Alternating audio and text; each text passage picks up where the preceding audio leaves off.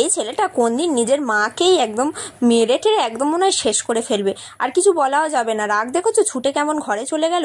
আজকে সকালটা শুরু করছি এই গরিবের ঘরে তোমাদের ছোট্ট একটা ভিডিও দিয়ে, যেখানে আজকের একটা নিয়ে নিয়েছি কচু। 20 টাকা দিয়ে এই কচুটা কেনা হয়েছে, আমার শাশুড়ি মা কিনে নিয়ে দিচ্ছে।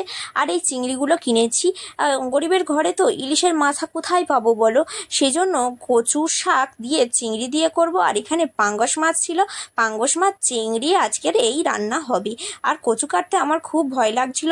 আমার যে ছাত্রছাত্রী ছিল তাদের সবার পড়া হয়ে গেছে, ওদেরকে বলছিলাম বাড়ি যা, ওরা বলছিল বৃষ্টি পড়ছে একটু পরে যাব। আমি বললাম ঠিক আছে, বৃষ্টি পড়ছে যখন তোরা বসে থাক, আর আমি তখন কচুটা কেটে নিই। হাতে কিন্তু তেল দিয়ে বসেছিলাম, তারপরেও কিন্তু হাত প্রচন্ড পরিমাণে আমার কিছুক্ষণ কাটার পরে চুলকাচ্ছিল। শাশুড়ি মাকে কেটে দিতে বললাম, শাশুড়ি মা কাটলই না, তাই নিজেই কাটতে বসে পড়লাম। আর এদিকে বৃষ্টি এসে গেছে, আমার জামা কাপড়গুলো দেখলে সব শুকনো হচ্ছে, সব ভিজে যাচ্ছে।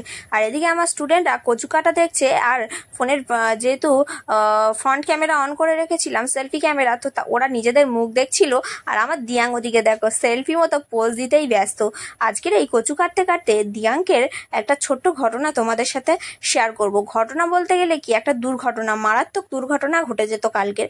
যদি না আমি হয়তো ওর কাছে থাকতাম, এই দুর্ঘটনাটা ঘটেই যেত। ও আমাকে খুব যেমন ভালোবাসে তেমন একটু ভয়ও পায়। কোনো দুষ্টুমি করলে যেমন বাচ্চারা সব মাকে দেখে ভয় পায়, তো ওর কি হয়েছে দেখো, স্কুলে গিয়েছে। তো স্কুলে আমি টিফিন খাইয়ে, যেহেতু 1টার সময় টিফিন হয় আর 2টোর সময় ছুটি হয়ে যায়, তো আধ ঘন্টা ক্লাস হয় টিফিনের পরে, তাই আমি টিফিনটা খাইয়ে ও স্কুলের সামনেই বসে থাকি, ওকে একেবারে ছুটি করিয়ে নিয়ে বাড়িতে চলে আসি। অতক্ষণ আধ ঘন্টার জন্য আবার যাবো আসবো এই ভেবে। এবার আসি আসল ঘটনায়, কি করেছে ও। ওর লাস্ট ক্লাস ছিল আঁকার, তো আঁকার ক্লাসে ও ছোট ছোট রং ছিল ওর কাছে। ও কি করেছে, ওর নাকে সেই কী সব হয়েছিল না র্যাশ মতো, তো নাকটাও সবসময় মিশমিশ করতো। আর ও হয়তো সেই ছোট নাক, মানে ছোট যে রং পেন্সিলটা আছে না, সেটা নিয়ে নাকে দিচ্ছিল। দিতে দিতে ও টয়লেট পেয়েছিল, তাই টয়লেট করতে আসছিল। আর ওদের যে হেল্পিং হ্যান্ড যে দিদিটা আছে, সে হচ্ছে একটা টিচার আসেনি বলে সে ক্লাস নিচ্ছিল। তো সেও ভেবেছিল যে আমি বসে আছি, তাই ও মানে দিয়াঙ্ক আসছে টয়লেট করতে, তাই সে আর আসেনি, জানে আমি বসে আছি, সেজন্য ওর মা আছে ম্যানেজ করে নেবে। তারপর কি করেছে দেখো, আমাকে দেখে নাকে হাত দিয়ে দৌড় দিয়েছে। আর আমি অন্যমনস্ক হয়েছিলাম। তারপর যখন ওর কান্না শুনি, আর ও যেহেতু সব স্কুলে একই জামা কাপড় পরে, তো মুখটা অতটা ছোট মতো তো বোঝা যায় না অনেক দূর থেকে।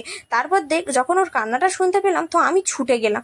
ছুটে গিয়ে দেখলাম ও নাকে হাত দিয়ে দিয়ে আমার দিকে ছুটে পালাচ্ছে, মানে আমি যেদিকে যাচ্ছি তার বিপরীত দিকে ও ছুটছে। আমার এত ভয় হয়ে গেছে, আমি কি বলবো। আমি ভেবেছি হয়তো পড়ে গিয়ে নাক থেকে রক্ত বেরোচ্ছে বা অন্য কিছু হয়েছে। তারপরে গিয়ে দেখি নাকের মধ্যে একটা রং পেন্সিলের টুকরো প্রায় ভিতরে ঢুকে গিয়েছে। আমি জাস্ট ভয়ে থেকে হাত পা একদম ঠান্ডা হয়ে গেছে, কি বলবো বন্ধুরা। আমি তখন নাকটাকে জোরে চাপতেও পারছি না, আর সেটাকে বার করতেও পারছি না। তারপর আমি বললাম ওদেরকে যে একটা চিমটে মতো কিছু দিতে, কিন্তু দরকারের সময় সত্যি কিছু পাওয়াই যায় না, তাই না বন্ধুরা, যখন কিছু দরকার হয় পাওয়া যায় না। তারপর ওই দিদিটা আমাকে একটা পেন হাতের কাছে পেলো, সেটাই আনলো। আর ও তো কেঁদেই যাচ্ছে, কন্টিনিউয়াসলি কেঁদেই যাচ্ছে, আর আমাকে বলছে আমি দম নিতে পারছি না। আমি তখন ওকে বললাম, দেখ তুই কাঁদিস না, যেহেতু কাঁদলে ওটা আরো ভিতরে চলে যাবে দমটা জোরে নিলে। তাই ওর নাকটা একদম উপর দিক থেকে 2 হাত দিয়ে চেপে ধরে কি করলাম বন্ধুরা, ওকে হাঁচি করতে বললাম। তো একবার দুবার হাঁচি করার পর দেখলাম একটু বাইরের দিকে রং পেন্সিলটা বার হয়ে এসছে। যেহেতু খুব বড় নয় আর খুব ছোটও নয়, তাই একটু যখন বার হয়ে আসলো, তখন আমি ওই পেনটা দিয়ে টেনে টেনে বার করে নিলাম। ও জাস্ট কান্না দেখে না আমার জীবনটা ফেটে যাচ্ছিল, আমার জীবনটা বার হয়ে যাচ্ছিল। আর আমার এতটাই ভয় লাগছিল, নাক কান গাল মানে গলা এগুলো এতটাই সূক্ষ্ম জিনিস, চোখ এগুলোতে কোনো রকম আঘাত লাগলে সত্যি খুব ভয় লাগে। আর যেহেতু বাচ্চা তো ওর আরো সত্যি খুব ভয় লাগে। তো এই গল্প করতে করতে কিন্তু আমার কচু কাটা শেষ হয়ে গেল। আর কচু কাটতে কাটতে আমার হাত চুলকানোও শুরু হয়ে গেল। তারপর আমার ননদ এলো, ওনার সাথে টুকটাক বসে বসে গল্প করছিলাম, আর এদিকে কচু কাটছিলাম। উনি জিজ্ঞেস করছিল কচুটা কোথা থেকে নিয়েছো, কি করেছি, এটা ওটা জিজ্ঞাসা করছিল। তো যাই পারে হোক বন্ধুরা, কালকের দিনটি সত্যি খুব খারাপ কেটেছে। আজকের এই কচু টচু কেটে ভাবছি আজকেরও স্কুলে যাওয়ার জন্য মানে একদম প্রস্তুত হচ্ছে না। কাল যে ঘটনাটা ঘটলো না, ও খুব ভয় পেয়ে গেছে। ও আজকের একদমই স্কুলে যেতে চাইছিল না, কিন্তু আমি সকাল সকাল তাও রান্না জোগাড় করে নিচ্ছিলাম যে ওকে স্কুলে তার মধ্যে দিয়ে আসবো, দিয়ে এসে তার মধ্যে মধ্যে রান্না করব। যাই পারে হোক, দেখো আমার এখানে কচুগুলোর কাটা শেষ হয়ে গেল।